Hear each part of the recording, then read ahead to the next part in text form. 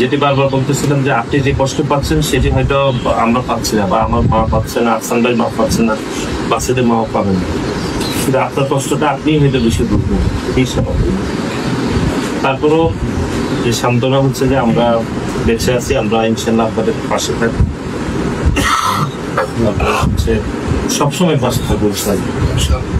আমাদের সালাউদ্দিন ভাই গতকালও উনি বক্তব্য দিয়েছে, খুবই আবেগপ্রবণ বক্তব্য দিয়েছে ওয়াসিমকে নিয়ে, আপনারা দেখেছেন ঢাকা বিশ্ববিদ্যালয়ে তিনি হচ্ছে, আমার মনে আছে যে ওয়াসিম 16 তারিখে যেদিন শহীদ হয়েছে সেদিন আমাদের সাথে ওনার পূর্ব নির্ধারিত একটা মিটিং ছিল, তিনি 3 ঘন্টা ধরে মিটিং অংশগ্রহণ করেন নাই, এতটাই আবেগপ্রবণ হয়েছে। এবং ফোনে উনি আমার সাথে কথা বলার সময় উনি হচ্ছে ওনার মানে ওইখান থেকেই ফোন উনি কান্না করছেন, এতটাই পছন্দ করতেন ওয়াসিম।